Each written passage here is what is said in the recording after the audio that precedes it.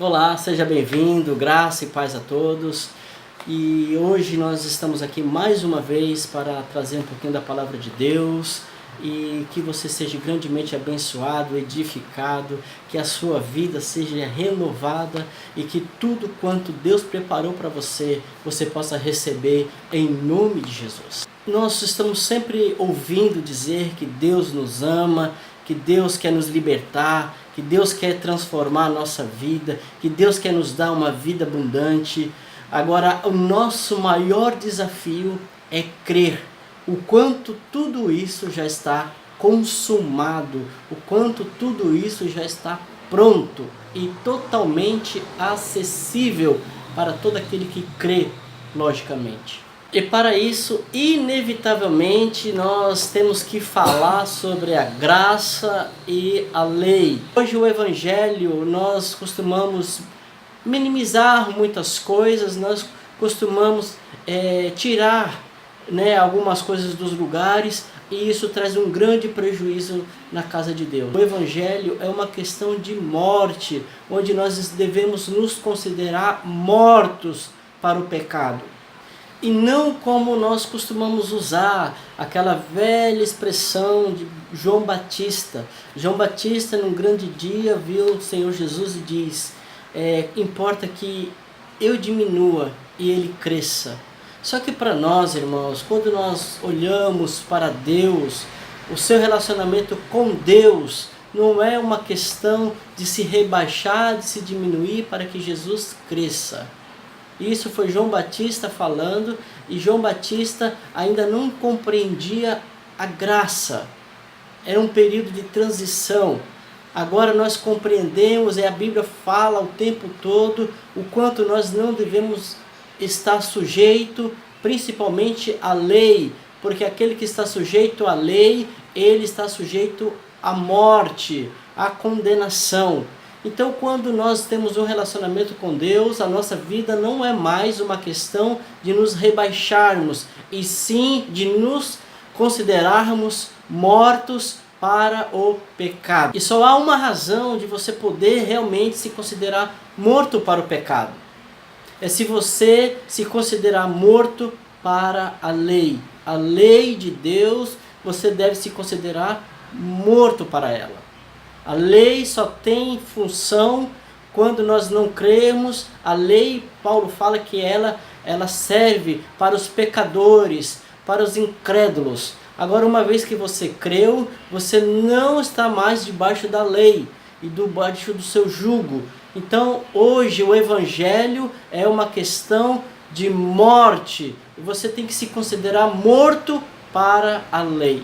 E a grande verdade é que muitos dizem que nós precisamos da lei para que as pessoas se mantenham corretas, para que as pessoas vivam suas vidas em santidade. Mas a grande verdade é que a lei, ela é justa, mas ela não torna o homem justo. A lei, ela é boa, mas não torna o homem bom. A lei, ela é verdade, mas não é verdade que ela te liberta. A lei, ela tem uma função específica de revelar o pecado. Então Paulo faz uma analogia muito extraordinária ali em Romanos capítulo 7. Paulo faz uma analogia entre a lei e o casamento. E ele diz que enquanto a mulher, ou melhor dizendo, que quando o ser humano está vivo, ele está sujeito à lei.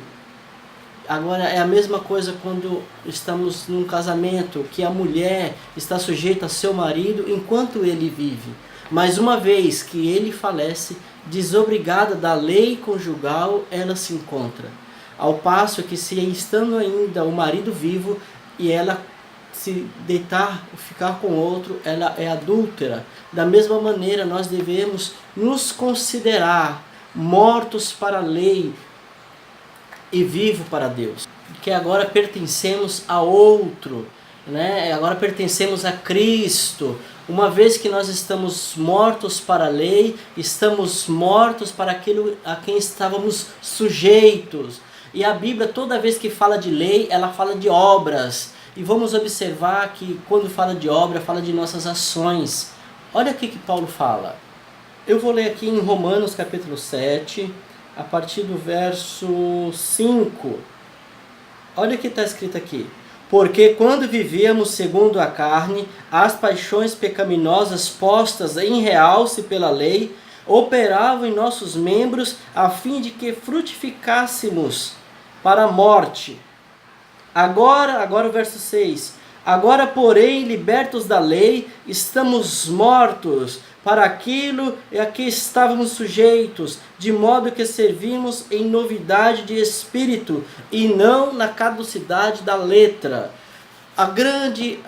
O X da questão é que quando você mistura a lei e a graça, ocorre a seguinte coisa. Olha o que ocorre. A lei, ela perde a sua severidade e a graça perde a sua liberdade, porque a graça é liberdade e a lei é condenação, a lei é severa. Acontece que quando nós queremos nos utilizar da lei para mantermos um padrão, nós sempre caímos, e Deus ele é justo.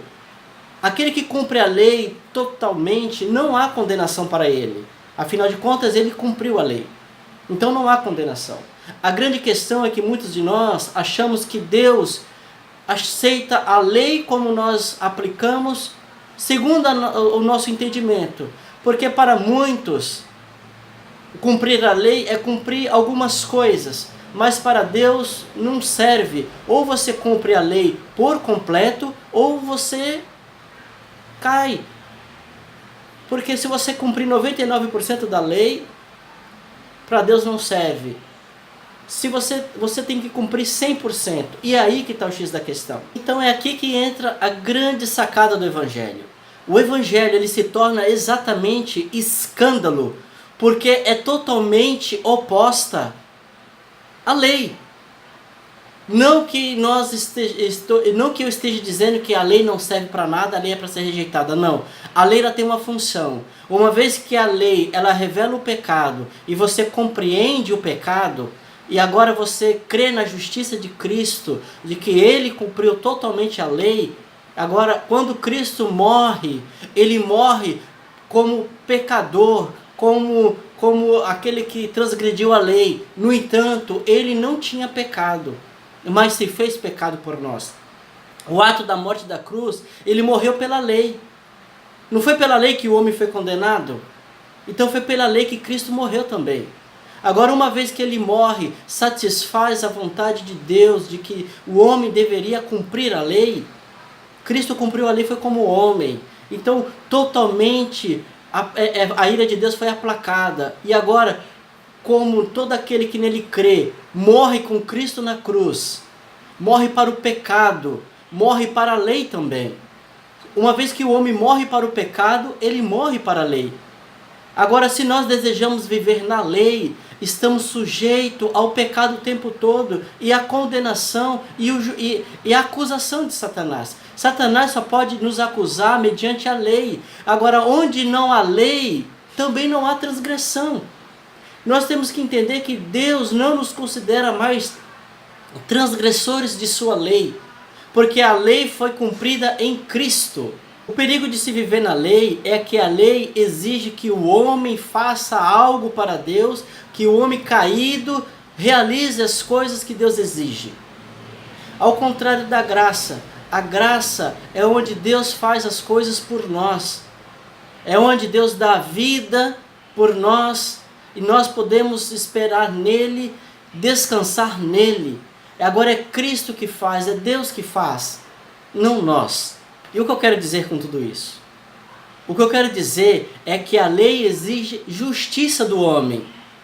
Aquilo que nós que estudamos a palavra entendemos como justiça própria. O homem precisa fazer alguma coisa. Agora a graça, ela provê a justiça para nós. A lei, ela exige a nossa justiça, ela exige que façamos algo. Agora a graça é o contrário. A graça, ela provê a justiça. A graça, ela supre. A lei, ela exige. É por essa razão que Paulo fala que quando nós morremos para a lei, nós morremos para aquilo pelo qual estávamos sujeitos. estavam sujeitos à condenação, estavam sujeitos ao pecado, porque a lei, ela realça, a lei evidencia o pecado em nós. Agora, uma vez que a graça veio e supriu, aí há a liberdade e aí está o perdão para todo aquele que crê. E é por isso que Paulo usa uma analogia de casamento. Paulo fala que antes estávamos casados com a lei, tínhamos deveres com a lei. Agora que nós estamos em Cristo, nós morremos, a lei morreu para nós. Agora nós não estamos mais sujeitos à lei, agora estamos sujeitos a outro, ou seja, nós estamos agora, somos noiva, estamos casados. Se você olhar como tempo presente, nós somos noiva. Quando você olha para o tempo consumado, somos casados. Aí Paulo explica. E aqui Paulo não está falando de justificação. Paulo está falando de frutificação. Nós estávamos sujeitos à lei. E qual eram as nossas obras? Por isso que ele fala de obras. A nossa obra era o pecado, fazer coisas que não deve, coisas que desagradavam a Deus. E agora que nós estamos em Cristo, estamos casados com Ele, a fim de frutificar, para que frutifiquemos. E quais são o fruto dessa aliança, desse casamento? São filhos. O fruto é filhos, por isso que nós devemos pregar o Evangelho, porque Deus predestinou o homem para estar ao seu lado, para que o homem pudesse ser a sua imagem e semelhança, e o homem multiplicasse. E que Deus, quando Deus diz a Adão, vai, multiplique, enchei a terra, Deus quer uma grande multidão de filhos à sua imagem e semelhança. Ok? Então que possamos entender que não há espaço misturando graça e lei. A graça está de um lado e a lei ela está de outro. A palavra de Deus diz que a lei foi dada a Moisés.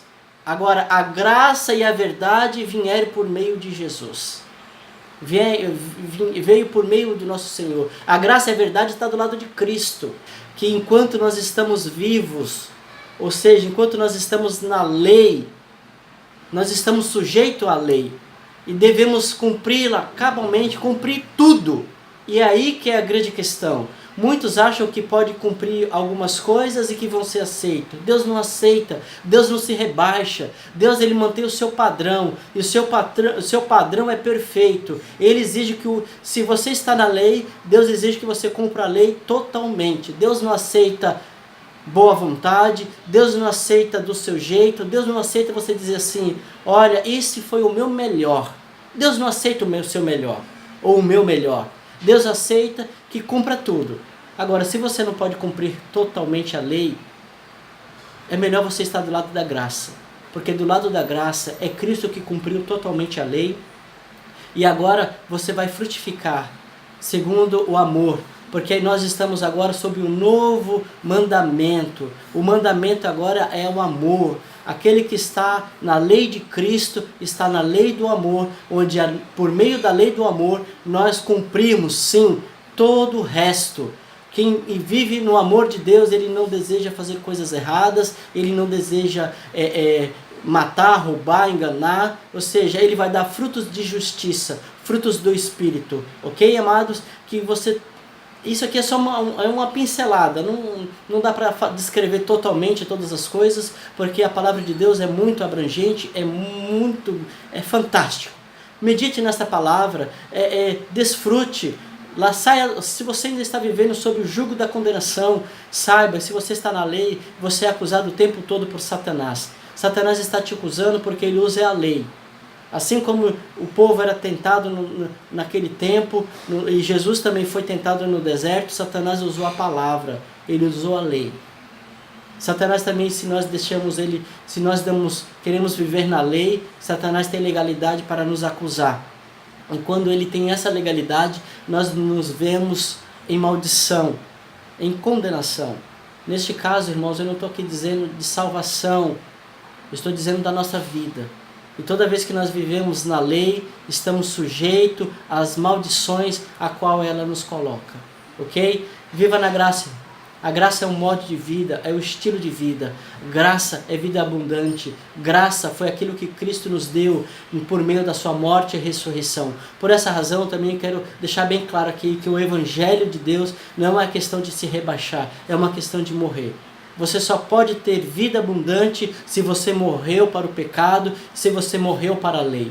Uma vez mortos pela lei, você está morto para o pecado. E agora você está vivo em Cristo Jesus. Ok? Que Deus te abençoe e que você seja grandemente abençoado.